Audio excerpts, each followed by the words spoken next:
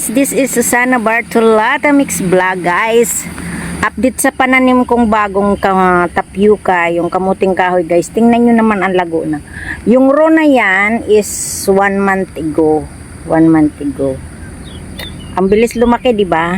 Ito namang row na to is 3 weeks. 3 weeks pa lang yan.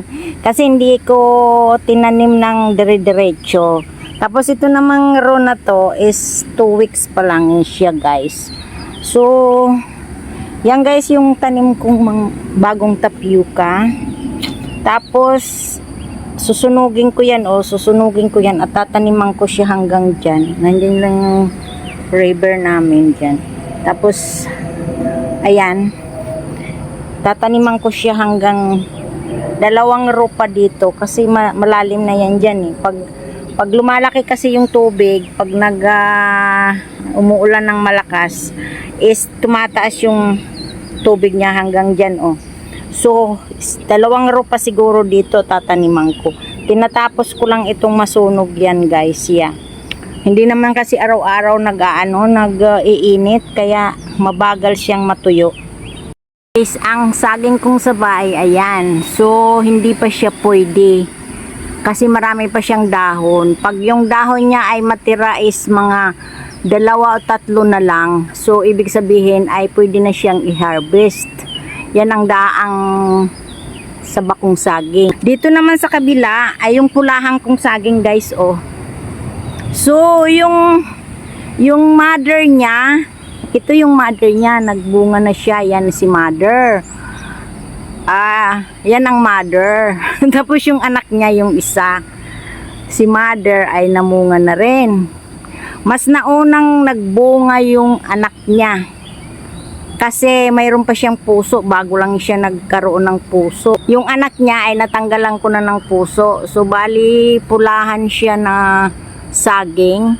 Masarap siya ilaga guys kahit hindi pa siya hinog. Para siyang tindok, yung saging na mahaba. Yan guys ang kagandahan ng saging na to. So, dumami na siya guys, oh. Kaya lang, taas-taas niya. Ang dami niya ng anak, oh. Bali, 7 months lang yan guys. Ang bilis tumaas. Ang bilis niya magbunga. 7 months ko lang na tinanim. Tapos, mayroon din doong isa, oh. Yung isa. Hindi pa siya nagbubunga. Pula din yan. So, yung sa bakong saging, maraming anak. Mayroon din ako doon sa kabilaan, sabang saging pa. So, marami siyang anak. Marami din siyang anak. So, nakakatuwa, di ba guys? Nakakatuwa kasi ang bilis lumaki ng aking tapioca. Kaya lang, pag nag-harvest ka ng tapioca, 7 months to 9 months. 7 months, okay, pwede ka nang kumain. Pero hindi pa siya gaano malaki. Pag 9 months yun, malalaki na siya, talagang tutubo na. So, ang gagawin ko na lang dito ay liliit-litan ko at itapong ko dyan sa tabi. Pero kukunin ko muna yung talbos guys kasi masarap yan igulay. Nako, hindi nyo lang alam. Napakasarap yan igulay. So, ayan guys. And thank you so much guys to all my subscribers and my viewers. I love you all guys. Please subscribe my channel, Susana Bartolata Mix Vlog. Shout out sa lahat ng aking supporters, silent viewers, at saka sa aking mga members na nag-member sa my community. Mega love shout out sa inyong lahat. So i-ano ko na lang sa aking video. Yung aking mga members, please support po sa kanila. I love you all guys. Bye, take care. Have a nice day. Thank you so much. Love, love, love. Love, love, love.